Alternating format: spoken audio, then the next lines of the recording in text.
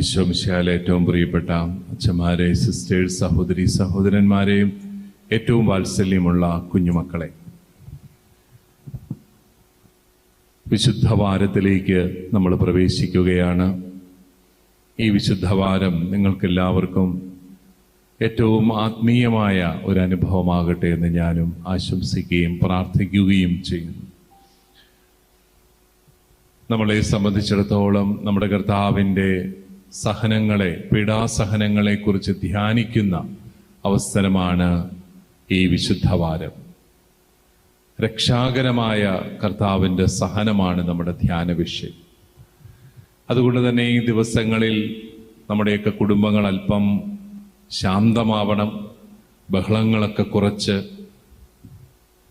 പ്രാർത്ഥന കൂട്ടി ദൈവവചനമൊക്കെ വായിച്ച് ധ്യാനിച്ച് സാധാരണ പ്രാർത്ഥിക്കുന്നതിലും കൂടുതൽ പ്രാർത്ഥിച്ച് ഈ ഒരാഴ്ച ചെലവഴിക്കാൻ നമ്മൾ എല്ലാവരും പരിശ്രമിക്കണം. പ്രത്യേകമായിട്ട് നമ്മുടെ കുഞ്ഞുങ്ങളെയൊക്കെ ആ ഒരു ചിട്ടയിൽ വളർത്താനായിട്ട് പ്രത്യേകമായിട്ട് ശ്രദ്ധിക്കണം. നമ്മുടെ സഭാജീവിതത്തിൽ ഏറ്റവും പ്രധാനപ്പെട്ട ഒരു ആഴ്ച എന്ന നിലയിൽ അതിൻ്റെ പ്രാധാന്യം നമ്മുടെ മക്കളെയൊക്കെ പറഞ്ഞ് മനസ്സിലാക്കാനും കർത്താവിൻ്റെ സഹനമാണ് നമ്മളുടെ രക്ഷ നേടിയതെന്ന ബോധ്യം അവരിൽ കൊടുക്കാനുമൊക്കെയുള്ള നല്ലൊരു അവസരമാണിത്. വേദപാഠ ക്ലാസ്സിൽ പഠിക്കുന്നത് മാത്രമല്ല, മാതാപിതാക്കൾ തങ്ങളുടെ ജീവിതത്തിൽ നിന്ന് പറഞ്ഞു കൊടുക്കുന്നതാണ് നമ്മുടെ കുഞ്ഞുങ്ങളെ കൂടുതൽ സ്വാധീനിക്കുന്നത് എന്നുള്ളത് നമുക്ക് പ്രത്യേകമായിട്ട് ഓർക്കാം. ഞാൻ ശ്രദ്ധിക്കുകയായിരുന്നു, ഞങ്ങളൊക്കെ കുഞ്ഞുനാളിൽ ഈ ദേവാലയത്തിൽ ഓശാന ഞായറാഴ്ച പങ്കെടുക്കുമ്പോൾ ഏറ്റവും ഉത്സാഹത്തോടെ പങ്കെടുത്തിരുന്നത് കുട്ടികളാണ്. കുരുത്തോല വാങ്ങാനും അത് വലിയ ആഘോഷപൂർവ്വം അത് പിടിച്ചുകൊണ്ട് പ്രദക്ഷിണത്തിൽ പങ്കെടുക്കാനുമെല്ലാം. പക്ഷേ നമ്മുടെ ഈ ഏറ്റവും പ്രധാനപ്പെട്ട വിശുദ്ധ വാരത്ത് പോലും നമ്മുടെ കുട്ടികളുടെ എണ്ണം കുറയുന്നു എന്നുള്ളത് നമ്മൾ ശ്രദ്ധിക്കേണ്ട ഒരു കാര്യമാണ്. നമ്മൾ മുതിർന്നവരെല്ലാവരും ദേവാലയത്തിലൊക്കെ വരുന്നുണ്ട്, പക്ഷെ അടുത്ത തലമുറ എന്തുകൊണ്ട് ഈ ഒരു വിശുദ്ധവാരത്തിൽ പങ്കെടുപ്പിക്കാൻ നമുക്ക് സാധിക്കുന്നില്ല? അതിൻ്റെ പ്രാധാന്യം അവർക്ക് പറഞ്ഞു കൊടുക്കാൻ പറ്റുന്നില്ല. അതിരാവിലെ എഴുന്നേൽക്കണം, പള്ളിയിൽ പോകണം, പ്രാർത്ഥിക്കണം, ഇതൊക്കെ ബുദ്ധിമുട്ടാണ് എന്നുള്ളതിൻ്റെ അപ്പുറത്ത് നമ്മുടെ കർത്താവിൻ്റെ രക്ഷാകരമായ സഹനങ്ങളോട് ചേർന്ന് ജീവിക്കാൻ നമ്മുടെ ഒരു തലമുറയെ നമുക്ക് വാർത്തെടുക്കാൻ സാധിക്കുന്നില്ലെങ്കിൽ നമ്മുടെ വിശ്വാസ ജീവിതം ക്ഷയിച്ചു പോകുമെന്നുള്ളത് നമ്മൾ തിരിച്ചറിയണം. ഇന്ന് ഓശാന ഞായറാഴ്ച കർത്താവിൻ്റെ ആഘോഷമായ ജെറുസലേം പട്ടണപ്രവേശമാണ് നമ്മൾ ധ്യാനിക്കുന്നത്. വിശുദ്ധ നാട് സന്ദർശിച്ചവർ കുറച്ചു പേരെങ്കിലും നിങ്ങളുടെ കൂട്ടത്തിലുണ്ടാവുമെന്ന് ഞാൻ വിചാരിക്കുന്നു. ഞാൻ ഏതായാലും ഇതുവരെയും സന്ദർശിച്ചിട്ടില്ല. സന്ദർശിക്കണമെന്ന് ആലോചിക്കുമ്പോഴൊക്കെ അവിടെ യുദ്ധം തുടങ്ങും. അതുകൊണ്ട് പിന്നീടാവട്ടെ എന്ന് വിചാരിച്ചിരിക്കുകയാണ്. ജെറുസലേം പട്ടണത്തിന്, പഴയ ജെറുസലേം പട്ടണത്തിന് ചുറ്റും വലിയ മതിലുണ്ട് എന്നാണ് പറയുന്നത്. ആ മതിലുകൾക്ക് 9 കവാടങ്ങളുണ്ട്. ഈ 9 കവാടങ്ങളിൽ ഏറ്റവും പുരാതനവും ഏറ്റവും പ്രധാനപ്പെട്ടതുമായിട്ടുള്ളത് ഗോൾഡൻ ഗേറ്റ് ആണ്, സുവർണ കവാടം. യഹൂദരുടെ വലിയ ഒരു പ്രത്യാശ, ഈ സുവർണ കവാടത്തിലൂടെയാണ് മിശിഹ വരുന്നത്. യഹൂദരുടെ മിശിഹ പട്ടണത്തിലേക്ക് പ്രവേശിക്കുന്നത് സുവർണ കവാടത്തിലൂടെയാണ്. നെഹമിയായുടെ കാലത്ത് അടിസ്ഥാനമിട്ടെന്ന് കരുതുന്ന പുരാതനമായ ഒരു കവാടമാണ്. AD 70 ജെറുസലേം ദേവാലയം നശിപ്പിക്കപ്പെടുന്നതിന് മുമ്പ് ഏറ്റവും പ്രധാനപ്പെട്ട കവാടവും ഈ സുവർണ കവാടമായിരുന്നു. എന്നാൽ ഇന്ന് അവിടെ സന്ദർശിക്കുന്നവർ പറയുന്നത് അത് പൂർണ്ണമായിട്ടും അടച്ച് സീൽ ചെയ്ത് വെച്ചിരിക്കുകയാണ്. അതാരാണ് ചെയ്തത്? അതിൻ്റെ തൊട്ട് മുമ്പിൽ മറ്റൊരു മതസ്ഥരുടെ സിമിത്തേരിയും കാണാനായിട്ട് സാധിക്കും. ആരും അതുവഴി പ്രവേശിക്കാൻ പാടില്ല എന്നുള്ള നിലയിൽ അത് അടച്ചു വെച്ചിരിക്കുകയാണ്. അതെന്താണ് സംഭവിച്ചത്? 1541 ഓട്ടോമൻ തുർക്കികള് നഗരം കീഴടക്കിയപ്പോൾ യഹൂദരുടെ ഈ വിശ്വാസത്തെക്കുറിച്ച് അവർ മനസ്സിലാക്കി. യഹൂദരുടെ മിശിഹ രക്ഷകൻ കടന്നു വരുന്നത് സുവർണ കവാടത്തിലൂടെയാണ്. അതുകൊണ്ട് എങ്ങാനും മിശിഹ വന്നാലും അദ്ദേഹം പട്ടണത്തിൽ പ്രവേശിക്കാതിരിക്കാൻ വേണ്ടി അവർ ചെയ്ത പരിപാടിയാണ്, അവര് ഏതാണ്ട് 5 നൂറ്റാണ്ടുകൾക്ക് മുമ്പ് ആ കവാടം പൂർണ്ണമായിട്ടും അടച്ച് സീൽ ചെയ്ത് വെച്ചിരിക്കുകയാണ്. പക്ഷെ അവർ മനസ്സിലാക്കാഞ്ഞ ഒരു കാര്യം, AD 30 തന്നെ 15 നൂറ്റാണ്ടുകൾക്ക് മുമ്പ് തന്നെ അവരുടെ രക്ഷകൻ മിശിഹ ആ സുവർണ കവാടത്തിലൂടെ പട്ടണത്തിലേക്ക് പ്രവേശിച്ചിരുന്നു. അന്ന് അവരുടെ വസ്ത്രങ്ങളെല്ലാം വിരിച്ച് ഒലിവിൻ ചില്ലകൾ വീശി മഹത്വത്തിന്റെ രാജാവ് കടന്നു വരുന്നു എന്ന് ആർത്തുല്ലസിച്ച് ഓശാന പാടി അവര് ആ രക്ഷകനെ സ്വീകരിച്ചിരുന്നു എന്നുള്ളതാണ് വാസ്തവം. പക്ഷേ അത് വിശ്വസിക്കാത്തവർ ഇപ്പോഴും ആ മിശിഹായെ കാത്തിരിക്കുന്നുണ്ട് താനും. ഓശാന എന്ന വാക്കിന്റെ അർത്ഥം രക്ഷിക്കണമേ എന്നാണ്. കർത്താവെ, പെട്ടെന്ന് ഞങ്ങളെ രക്ഷിക്കണമേ, ഞങ്ങൾക്ക് സമൃദ്ധി നൽകണമേ. 118-ാം സങ്കീർത്തനത്തിലെ ആ വചനമാണ് ഓശാന എന്ന വാക്കിന്റെ അർത്ഥം. അവരെല്ലാവരും നമ്മുടെ കർത്താവിനെ കണ്ട് വളരെ സ്വാഭാവികമായിട്ട് തന്നെ അവിടുന്ന് കഴുതക്കുട്ടിയുടെ പുറത്തേറി വരുമ്പോൾ വളരെ സ്വാഭാവികമായിട്ട് അവർ നിരത്തുകളിലേക്ക് ഇറങ്ങി ഓശാന പാടുകയാണ്, കർത്താവെ രക്ഷിക്കണമേ. കാരണം അവരെല്ലാവരും ഒരു രക്ഷകനെ കാത്തിരിക്കുകയാണ്. എന്തുകൊണ്ടാണ് അവരെല്ലാവരും വളരെ സ്വാഭാവികമായിട്ട് ഓശാന പാടി? പക്ഷെ വെറും 5 ദിവസങ്ങൾക്ക് ശേഷം അവനെ ക്രൂശിക്കുക എന്ന് പറഞ്ഞ് ആർത്തട്ടഹസിക്കുന്നതും ഇതേ ജനങ്ങൾ തന്നെയാണ്. വലിയൊരു വൈരുദ്ധ്യമാണത്. ഒരു ദിവസം ഓശാന പാടി വരവേറ്റവർ ഏതാനും ദിവസങ്ങൾക്ക് ശേഷം അവനെ ക്രൂശിക്കുക എന്ന് പറഞ്ഞ് ആർത്തട്ടഹസിക്കുന്നു. എന്തുകൊണ്ടാണ് അവരവനെ ഓശാന പാടി എതിരേറ്റത്? കാരണം അവർ വിശ്വസിച്ചിരുന്നു ഇവനാണ് രക്ഷകൻ. പ്രത്യേകിച്ചും ഇതിന് തൊട്ടടുത്ത ദിനങ്ങളിലാണ് ലാസറിനെ ഉയർപ്പിക്കുന്നത്. ലാസറിനെ ഉയർപ്പിച്ചു എന്ന വാർത്ത കൂടി കേട്ടപാടെ അവർ തീരുമാനിച്ചു ഇവനാണ് രക്ഷകൻ. അതിനു മുമ്പുള്ള അനേകം അത്ഭുതങ്ങളൊക്കെ അവർ കേട്ടിട്ടുണ്ട്.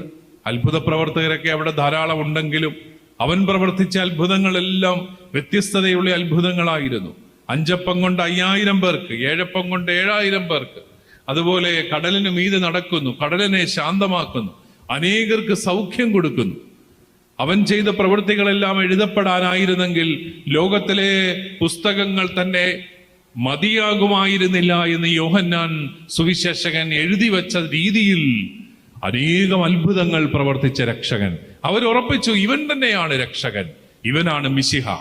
അതുകൊണ്ടാണ് അവരെല്ലാം വളരെ സ്വാഭാവികമായിട്ട് അവനെ രക്ഷകനായിട്ട് കരുതുന്നത്.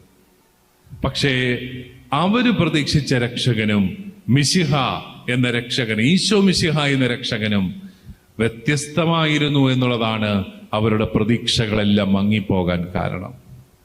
അവര് പ്രതീക്ഷിച്ചത് അവർക്ക് വേണ്ടിയിരുന്ന ഒരു രക്ഷകനെ ആയിരുന്നു. അവർക്ക് വേണ്ടിയിരുന്ന രക്ഷ എന്തായിരുന്നു? അത് രാഷ്ട്രീയ അടിമത്തത്തിൽ നിന്നുള്ള വിമോചനമായിരുന്നു. റോമാക്കാരെ എല്ലാം തകർത്ത് അവരുടെ രാജ്യത്തെ വിമോചിപ്പിച്ച് രക്ഷിക്കുന്ന ഒരു രക്ഷകൻ മിശിഹ. ആ മിശിഹായെയാണ് അവർ കാത്തിരുന്നത്. പക്ഷെ കർത്താവ് പാപത്തിന്റെ അടിമത്തത്തിൽ നിന്ന് അവരെ വിമോചിപ്പിക്കുന്ന മിശിഹായായിരുന്നു.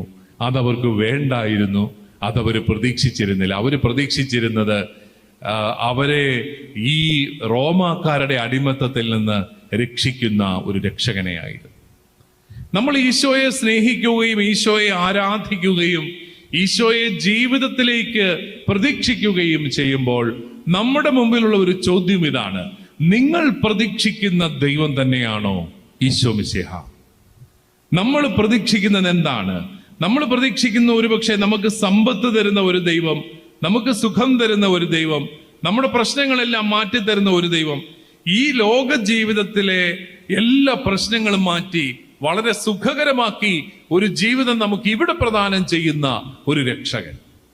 അങ്ങനെ ഒരു രക്ഷകനെ തേടുന്നവർക്ക് ഒരുപക്ഷെ ഈശോയിൽ അത് കണ്ടെത്താനായിട്ട് സാധിക്കുകയില്ല. അവർക്ക് ഈശോയെ വിശ്വസിക്കാനായിട്ട് സാധിക്കുകയില്ല. നമ്മുടെ പ്രതീക്ഷകൾ പ്രധാനപ്പെട്ടതാണ്. കർത്താവിൽ വിശ്വസിക്കുമ്പോൾ അവിടുന്ന് തീർച്ചയായിട്ടും അത്ഭുതങ്ങൾ പ്രവർത്തിക്കും. അവിടുത്തെ അത്ഭുതങ്ങളെല്ലാം അടയാളങ്ങളാണ്, ദൈവരാജ്യത്തിന്റെ അടയാളങ്ങളാണ്. അതുകൊണ്ട് നമ്മൾ പ്രതീക്ഷിക്കുന്ന രക്ഷ എപ്പോഴും ഈ ലൗകികമായ ഒരു രക്ഷ കർത്താവിൽ നിന്ന് ലഭിച്ചു എന്ന് വരില്ല. പക്ഷെ അവിടുന്ന് നമുക്ക് തരുന്ന രക്ഷ അതിനൊക്കെ അപ്പുറത്താണ്. തിന്മയിൽ നിന്നാണ് ലോകത്തിലെ എല്ലാ സഹനങ്ങളും വരുന്നത് എന്നുള്ളതിനാൽ തിന്മയെ തകർക്കാനാണ്, തിന്മയെ തകർക്കുന്ന രക്ഷകനായിട്ടാണ് അവൻ കടന്നു വരുന്നത്. തിന്മയെ നേരിട്ട് കഴിയുമ്പോൾ, തിന്മയെ ജയിച്ചു കഴിയുമ്പോൾ ലോകത്തിലെ സഹനങ്ങളും മാറുകയാണ്. നമുക്കറിയാം, ഇന്ന് എത്രയോ യുദ്ധങ്ങളാണ് നടന്നുകൊണ്ടിരിക്കുന്നത്. ഈ യുദ്ധങ്ങളുടെ എല്ലാം അടിസ്ഥാനം ഏതെങ്കിലുമൊക്കെ കുറെ മനുഷ്യരുടെ ഉള്ളിലെ തിന്മയാണ് എന്ന് നമുക്ക് തിരിച്ചറിയാം. തിന്മയെ നേരിടുന്ന, തിന്മയെ അതിജീവിക്കുന്ന രക്ഷകനായിട്ടാണ് കർത്താവ് വന്നത്. അതുകൊണ്ടാണ് തെറ്റായ കാരണങ്ങളുടെ പേരിൽ രക്ഷകനെ അന്വേഷിക്കുന്നവർക്ക് ഈശോ മിശിഹായ എന്ന യഥാർത്ഥ രക്ഷകനെ കണ്ടെത്താൻ സാധിക്കുകയില്ല. ജെറുസലമിലേക്കുള്ള ആഘോഷമായ പ്രവേശനം കുരിശിലേക്കാണെന്ന് മനസ്സിലായപ്പോൾ അവൻ ഓശാന പാടിയവരെല്ലാം തിരിഞ്ഞു. അവർക്ക് കുരിശു വേണ്ടായിരുന്നു.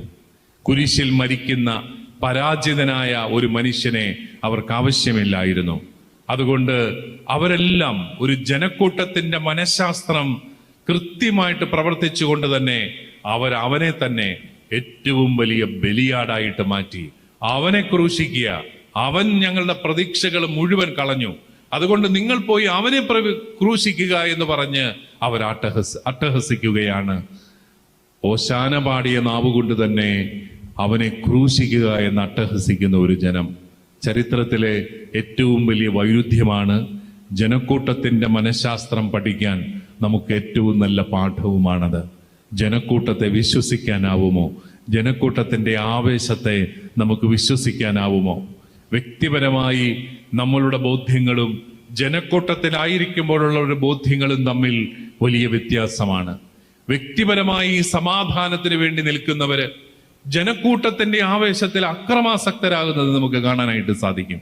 അതുകൊണ്ടാണ് ജനക്കൂട്ടങ്ങളെ കണ്ട് വിശ്വസിക്കരുത്. ഓരോ മനുഷ്യന്റെയും വ്യക്തിപരമായ നിലപാടുകളും ബോധ്യങ്ങളുമാണ് ഏറ്റവും പ്രധാനം. ആകയാൽ പ്രിയപ്പെട്ട സഹോദരങ്ങളെ, ഈ ഓശാന പാടുമ്പോൾ ഓശാന പാടിയ ജനക്കൂട്ടം തന്നെ നമ്മുടെ ധ്യാന വിഷയമാവണം. ജനക്കൂട്ടത്തിന്റെ ഒരു ആവേശത്തിൽ നമ്മൾ ഈശോയെ ഏറ്റുപറയുന്നതാണോ, അതോ നമ്മുടെ വ്യക്തിപരമായ ജീവിതത്തെ ഭരിക്കുന്ന ഒരു രക്ഷകനായി നമ്മൾ അവിടുത്തെ അംഗീകരിക്കുന്നുണ്ടോ എന്നുള്ളൊരു ചോദ്യം. വ്യക്തിപരമായി അവനെ നമ്മൾ രക്ഷകനായിട്ട് സ്വീകരിക്കുമ്പോൾ പിന്നെ നമ്മുടെ മറുപടി ശിഷ്യത്വമാണ്. അവന്റെ ശിഷ്യരായി നമ്മൾ മാറുകയാണ്. നമുക്ക് ശിഷ്യത്വത്തിലൂടെ അവനെ ഓശാന പാടി എതിരേൽക്കാനായിട്ട് പരിശ്രമിക്കാം. യഥാർത്ഥമായ ശിഷ്യത്വം സ്വീകരിക്കുന്നതിലൂടെയാണ് നമ്മുടെ കർത്താവിനെ രക്ഷകനായി നമ്മൾ സ്വീകരിക്കുന്നത് എന്നുള്ള ബോധ്യം ഉൾക്കൊണ്ട് ജനക്കൂട്ടത്തിന്റെ വൈകാരികമായ ആർപ്പുവിളികളിൽ ആശ്രയിക്കാതെ വ്യക്തിപരമായ ജീവിതത്തിൽ നീ കതകടച്ച് ഒറ്റയ്ക്കിരുന്ന് പ്രാർത്ഥിക്കുമ്പോൾ നിന്റെ നിലപാടുകൾ എന്താണ്, നിന്റെ വിശ്വാസം എന്താണ്, അതായിരിക്കട്ടെ നമ്മുടെ വിശ്വാസത്തിന്റെ അളവുകോൽ. നിങ്ങൾക്ക് എല്ലാവർക്കും അനുഗ്രഹപ്രദമായ വിശുദ്ധ വാരം ആചരിക്കുന്നു. ഞാൻ നേരത്തെ പറഞ്ഞതുപോലെ അല്പം ശാന്തതയിലും നിശബ്ദതയിലും വചനധ്യാനത്തിലുമൊക്കെ കഴിഞ്ഞുകൊണ്ട് നമുക്ക് ഭക്തിപൂർവം ഈ വിശുദ്ധവാരം നമുക്ക് ആചരിക്കാം. ഇതുവരെ നോമ്പ് നോക്കാത്ത ആരെങ്കിലും ഉണ്ടെങ്കിൽ അവർക്ക് നോമ്പ് നോക്കാനുള്ള അവസാന 7 ദിവസങ്ങളാണ് ഇന്നുകൂടി നമുക്ക് ഓർക്കാം. അങ്ങനെ കർത്താവിൻ്റെ പീഡാസഹനങ്ങളെ ധ്യാനിച്ച് നമ്മുടെ ജീവിത നവീകരണത്തിനായിട്ട് ഒരുങ്ങാം. ദൈവം നമ്മളെല്ലാവരെയും സമൃദ്ധമായി അനുഗ്രഹിക്കട്ടെ.